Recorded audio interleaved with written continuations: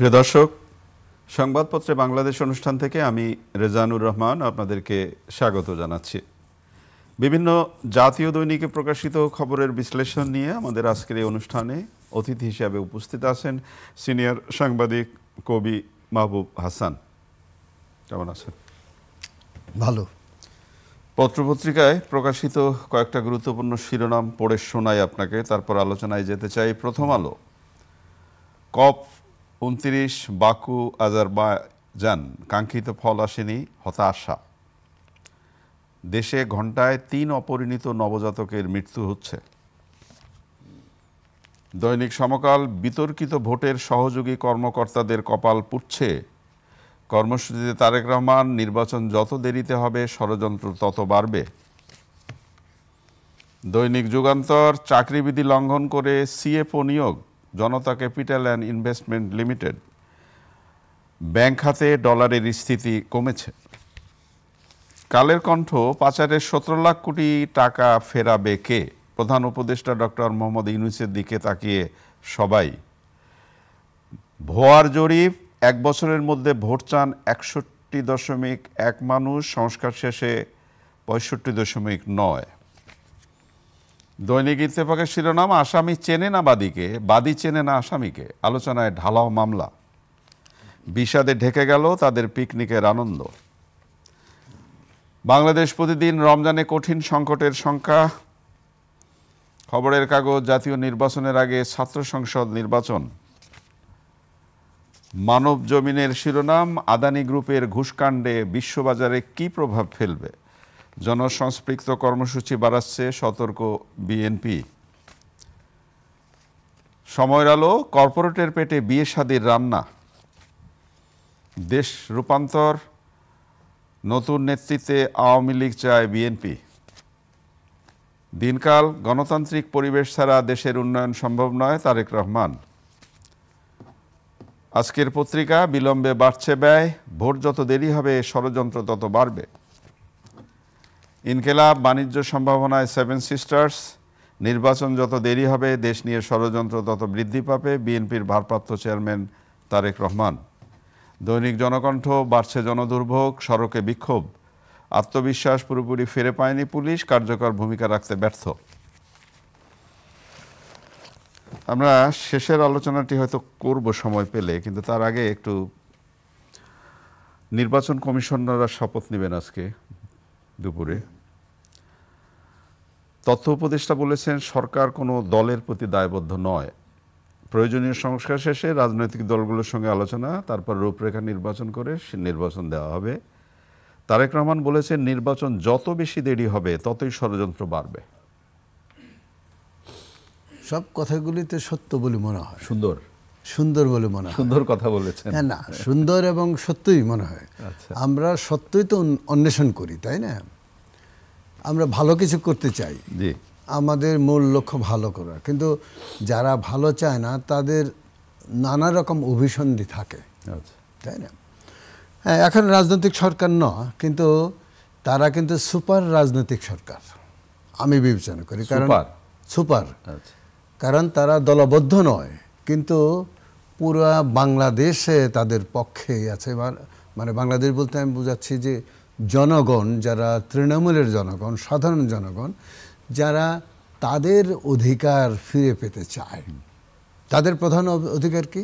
যেমন গণতন্ত্র বলতে আমরা এবং আমাদের দেশে কিন্তু এইটাই প্রতিষ্ঠিত যে ভোট দেওয়াকে কেন্দ্র করে ভোট দিতে পারলো যে বলে হ্যাঁ আমরা গণতান্ত্রিক আমি আমার ভোটটা দিচ্ছি, হ্যাঁ দিতে পারছি। গত 15 বছর তো সেটা পারেনি। এই জন্যেই তাদের ভিতরে ক্ষোভ ছিল, ঘৃণা ছিল। সেটারই প্রকাশ ঘটেছিল বৈষম্য বিরোধী ছাত্র জনতার আন্দোলনের ভিতর দিয়ে।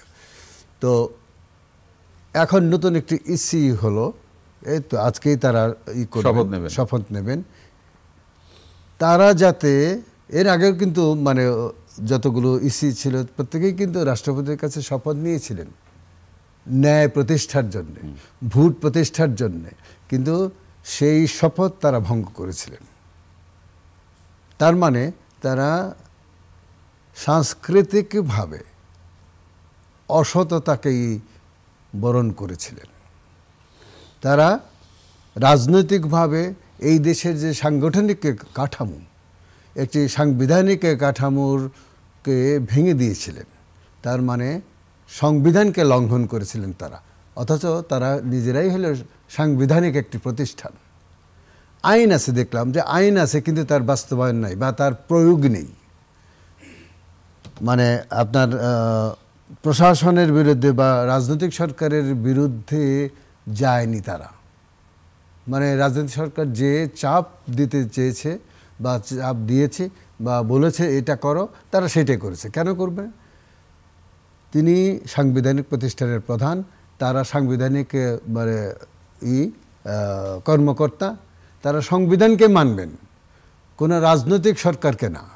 নির্বাচন এখন তো সেই পরিবেশ তৈরি হয়েছে না, এই পরিবেশ তৈরি হয়েছে বলে আমরা বিশ্বাস করি, মনে করি, এবং আমাদের যুক্তিগুলো সেখানেই যে এখন কোনো রাজনৈতিক সরকার নেই, এরা ভোটটা সবাই দিতে পারবে। এটা কিন্তু আশা, আমাদের প্রত্যাশা, তাই না?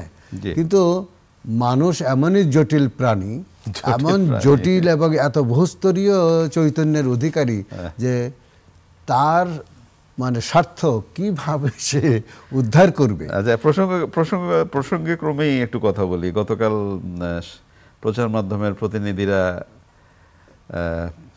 আলোচনা করেছেন কমিটির সাথে, সংস্কার কমিটি। তো সেখানে তারা জাতীয় নির্বাচনের আগে, অনেকেই নির্বাচনের আগে স্থানীয় সরকার নির্বাচন, বিশেষ করে আজকে পত্রিকায় বিশেষ ছাত্র সংসদ নির্বাচন, তার উপরে জোর দিয়েছেন। কি বলবেন?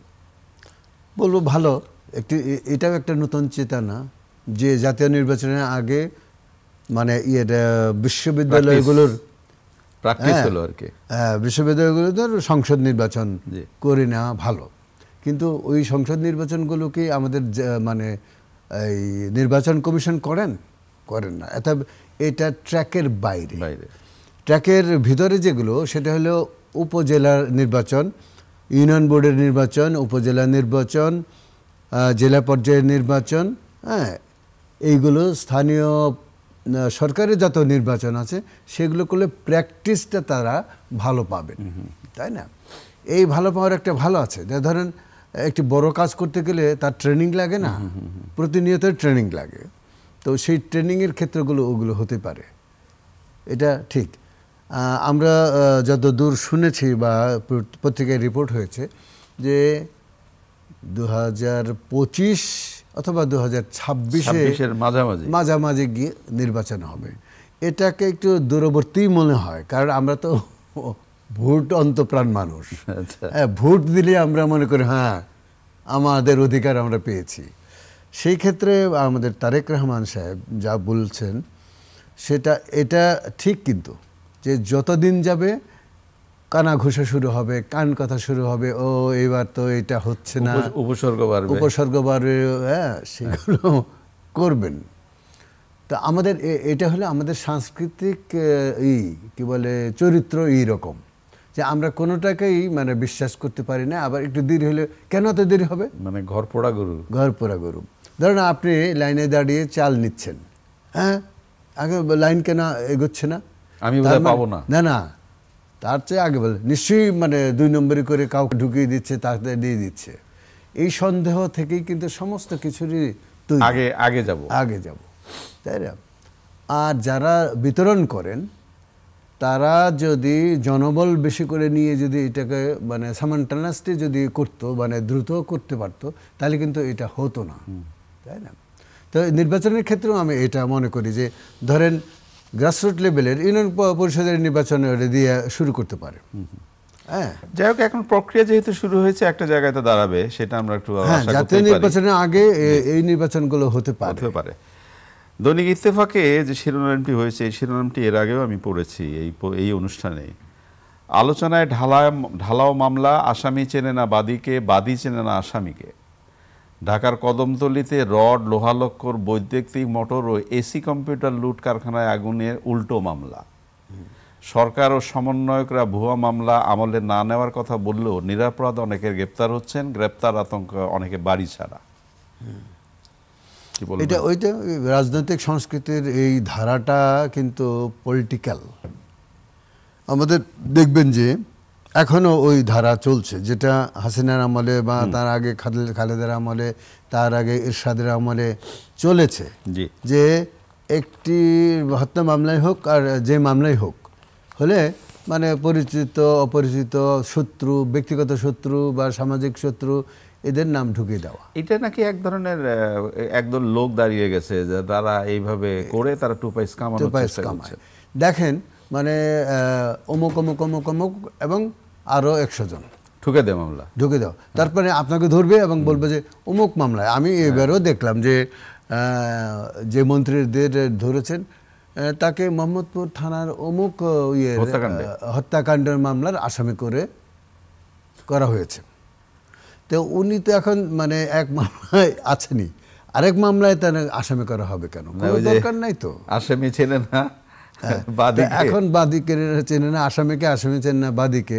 এইরকম ঘটনা ধরেন রাজনৈতিক চরিত্রগুলো বাদ দেন, মানে সামাজিক জীবনে এইরকম ঘটনা ঘটছে এবং মামলা বাড়ছে, জট বাড়ছে। মানে আমাদের তো বিচারক সংখ্যা কম, তুলনামূলকভাবে কম, অনেক কম। আমাদের জনগণের চেয়ে বিচারক বিচারপতি আনুপাতিক হারে অনেক কম। ফলে মামলার জট, লাখ লাখ মামলা আপনার ঝুলে আছে। এইটা যদি আপনি মানে না করেন, এই জট যদি ছাড়া না পারেন, তাহলে এই দুর্ভোগ যেটা, সেই দুর্ভোগ কোনোদিনই কমবে না। অনেক অনেক ধন্যবাদ। খুবই মর্মান্তিক একটি ঘটনার খবর পত্রপত্রিকায় বেরিয়েছে। বিআরটিসি বাসে শিক্ষার্থীরা পিকনিক করতে গিয়েছিল গাজীপুরের কাছে। বাসের তো এমনিতেও উচ্চতা, বিদ্যুৎ পৃষ্টি হয়ে বাসে 3 জন শিক্ষার্থী মারা গেল। দুর্ভাগ্যজনক। মানে এই যে সড়কের নিরাপত্তা, সড়ক যারা মানে বিশেষ করে ড্রাইভার থেকে শুরু করে আমরা যারা সড়কে চলাচল করি, এই নিরাপত্তা জানা, এই যে মৃত্যুটা, মানে আমরা হয়তো বলতে পারি যে ওই যে সৃষ্টিকর্তা নিয়ে গেছে, মৃত্যু জন্ম মৃত্যু বলা যাবে না, কিন্তু এই যে অমনোযোগিতা বা এই যে ঘটনাগুলো, এর থেকে শিক্ষণীয়টা কি? শিক্ষণীয় হলো দুটো জিনিস। এক, দক্ষ যোগ্য ড্রাইভার নিয়োগ করতে হবে। আর দ্বিতীয়টা, যারা মানে বিদ্যুতের পোল মানে করেন, তারগুলো ঝুলিয়ে রাখেন, হ্যাঁ, তাকে যদি আরও উঁচুতে নিয়ে যায় অথবা আন্ডারগ্রাউন্ড করে দেয়, তাহলে এটার সমস্যা থাকবে না। আমার এই ধারণা, ঝুলিয়ে দেওয়ার চেয়ে আন্ডারগ্রাউন্ডে তার নিয়ে যাওয়া বেটার। এখন আমাদের যারা পরিকল্পক, যারা বিদ্যুতের লাইন টানেন বা বিদ্যুতের কাজগুলো করেন, তাদের তো গতানুগতিক ধারার চিন্তার বাইরে তারা কিছুই করতে পারেন না। ঝুলে আছে থাক, তো কি হবে? আর কি হবে? কিছুই হবে, মরলেই বা কি হবে? তাই না? কিন্তু একজন মায়ের বুক যে খালি হয়ে গেল, যার যায় সে বোঝে। হ্যাঁ, তো আমি মনে করি যে বিদ্যুৎ যারা উৎপাদন করেন, বিতরণ করেন, তাদের লাইনগুলো মাটির নিচ দিয়ে নেওয়া হয় বেটার। এবং যারা গাড়ি চালান তাদেরও চিন্তা করা উচিত যে আর গাড়ি চালকের ব্যাপারে আমি বলতে পারি যে যারা লাইসেন্স দেন তারা যদি দয়া করে লাইসেন্স, এখন তো আপনার জানেন তো যে জাতীয় আছে, আইডি আছে, তাই না? জাতীয় আপনি ওই মানে তাকে যে গাড়ি চালানোর লাইসেন্স দিচ্ছেন, পয়েন্ট রাখা উচিত যে সে যদি এই ধরনের মানে অ্যাক্সিডেন্ট করে বা করে, তাহলে তাকে স্কুলে পাঠাতে হবে। দেন তারপরে আবার যদি করে, তাহলে পয়েন্ট কাটা শুরু হবে। আপনি তো খুব চমৎকার নিয়মের কথা বললেন। সেই নিয়ম কি আদৌ আমরা পালন করি এই দেশে? না, পালন করতে হবে, না হলে আপনি মৃত্যু ঠেকাতে পারবেন না। অনেক ধন্যবাদ। রমজান নিয়ে অনেক কথা হচ্ছে, আমি কেন আলোচনাটা তুলতে চাই, এদের দুর্ভাগ্য আমাদের যে পৃথিবীর বিভিন্ন দেশে আপনি গিয়েছেন, পৃথিবীর বিভিন্ন দেশে উৎসব পার্বণে দাম কমিয়ে দেওয়া, একটা কিনলে 3টা ফ্রি। আর আমরা রমজান মাস এলে খালি শঙ্কার মধ্যে থাকি, কোন জিনিসের দাম বাড়বে হু হু করে, না জানি কি ঘটবে। বাংলাদেশ প্রতিদিনের শিরোনাম হয়েছে রমজানে কঠিন সংকটের সংখ্যা। স্থানীয় শিল্পে স্থবিরতা, আমদানিতে জটিলতা, চাহিদা অনুযায়ী পণ্য সরবরাহে অনিশ্চয়তা, ইউপাস এলসি নিয়ে বিপাকে আমদানিকারকরা, এক কোম্পানি খেলাপি হলে পুরো গ্রুপের ঋণ বন্ধ হওয়ার সমস্যা বেড়েছে, এবং ব্যবসায়ীদের মধ্যে ক্রমে বাড়ছে হতাশা। পাবলিক জিম্মি হবে বোধহয়। হ্যাঁ, আমরা লক্ষ্য করেছি এটা, যে গ্যাস সংকট, বিদ্যুৎ সংকট আমাদের শিল্প সেক্টরকে পঙ্গু করে দিতে যাচ্ছে। আমার মনে হয় তারা তো একটা সম্মেলনও করলেন গতকাল, দেখলাম। তো এটা দুর্ভাগ্যজনক না? আমাদের গ্যাস এবং বিদ্যুতের যে চাহিদা, সেটা ধরেন আদানির কাছ থেকে আমরা গ্যাস আনতাম, তারা কমিয়ে দিয়েছে। আদানি নিয়ে তো এখন অনেক প্রশ্ন উঠেছে। তারা ৮০ কোটি টাকা পাবে বা ৮০ কোটি ডলার পাবে, সেই টাকাটা আমরা দিচ্ছি না, ফলে সে মানে ই করছে। কিন্তু সে যে অবৈধভাবে ৭ টাকার ইউনিটের বিদ্যুৎ যে ১৪ টাকা করে মানে কিনতে বাধ্য করেছে, সেটার দায় কে নেবে? আমরা ওই ৮০ কোটি টাকা দিব? অথবা যারা বাধ্য করার জায়গায় প্রক্রিয়ায় শামিল ছিল, তাদের দায়িত্ব কি? দায়িত্ব আছে তো, তাদের দায়িত্ব আছে না? যারা করেছে, যারা সিগনেটরি, তাদের যেখানেই থাকুক তাদের ধরে এনে আইনের আশ্রয় নিতে হবে, তাদেরকে বিচার করতে হবে। এবং শুধু বিদ্যুৎ ক্ষেত্রে না, গ্যাসের ক্ষেত্রে, নানা সমস্ত বিষয়ে, যেমন পানি। আমার পানি আসে মানে একটা বিল্ডিংয়ে, ৬ তলা একটা বিল্ডিংয়ে, আমরা যে বিল্ডিংয়ে থাকি, সেটার আছে ১৪,০০০ ১৫,০০০ টাকা শুধু পানির বিল আছে। তা আমি ফোন করে, ওই যে ওদের সিলমারে রাখে, ফোন করে দিলাম, কয় স্যার এটা তো ১,০০০ লিটারে একটা ইউনিট। আমি ১,০০০ লিটারে মানে আগে তো মানে ছিল, গ্যালন ছিল, ১,০০০ গ্যালনে একটা ইউনিট, এখন লিটারে এটা করেছে। কে করেছে? ওই যে তাসকিন নামে এক ভদ্রলোক, অসাধারণ শয়তান। আমি বলবো অসাধারণ শয়তান এই জন্যই যে জনস্বার্থকে যে বুঝে না, সেখানে টাকাটা আগুনের চিন্তায় থাকে। হ্যাঁ, গভর্নমেন্টকে কীভাবে মানে লাভ করবে, এটা গভর্নমেন্টের ব্যবসায়ী না, এটা বুঝতে হবে। সেবা দানকারী সর্বোচ্চ প্রতিষ্ঠান সরকার, তারা সেবক, এটা বুঝতে হবে। তারা ভর্তুকি কোথায় দেয়? এইখানে তো ভর্তুকি দেবেন, তাই না? এই পানিতে দেবেন, বিদ্যুতে দেবেন, তারা কৃষি সেক্টরে দেবেন, সারে দেবেন, হ্যাঁ, ভর্তুকি দেবেন। কিন্তু সেক্ষেত্রে না দিয়ে ওনাদের উচ্চ বেতনে তাদের রাখা হয়। কোনো দরকার নাই তো এদের, তাই না?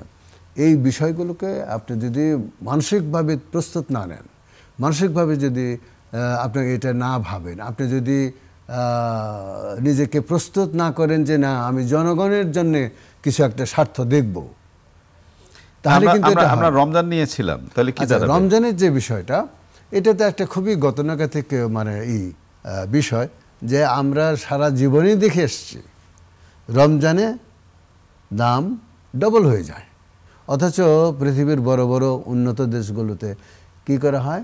ধরেন এই যে ২৫শে ডিসেম্বর আসছে না, বড়দিন উপলক্ষে, এখন থেকেই কিন্তু শুরু হয়ে গেছে যে মানে পণ্যের মূল্য কমিয়ে দেওয়া, তারপরে বিক্রির, হ্যাঁ, এই সব কিছু কমিয়ে দেওয়া, এবং বিজ্ঞাপন দিচ্ছে, নানা রকমই করছে। এবং জানেন যে আমি নিজেই তো একটা অ্যাপেলের একটা আইপড কিনেছিলাম, ৪০০ টাকা দাম ছিল, মানে ২৫০ নাকি ৩০০ টাকা দেখেছে। এই যে $১০০ কম, আপনি সাধারণ মানুষ যে কিভাবে ভিড় করে, আমি একটা উদাহরণ দিই, যে একটা মানে বেস্ট বাইয়ের ইয়েতে তখন ছিল হলো শেষের দিকে, আমরা, হ্যাঁ ঠিক আছে, সে আগে ছিল এরকম সাপের প্যাচের মতো লোক দাঁড়িয়ে আছে। আচ্ছা, হ্যাঁ, সকালবেলায় বিক্রি করবে, কিন্তু ওরা শুরু করেছিল রাত ১২টার থেকে, কারণ এত ভিড় দেখে ১২টা থেকে শুরু করেছিল। এই যে এটা সেবা, একেই বলে সেবা। কবে হবে আমাদের, কবে আর হবে? অনেক ধন্যবাদ। প্রিয় দর্শক, আমাদের প্রিয় অতিথি যে গল্পটি বললেন, সেটা তো সত্য। এই সত্য গল্পগুলো আমাদের দেশে কবে হবে, এই প্রশ্ন রেখে আজকের অনুষ্ঠান এখানেই শেষ করছি। ভালো থাকবেন, খোদা হাফেজ।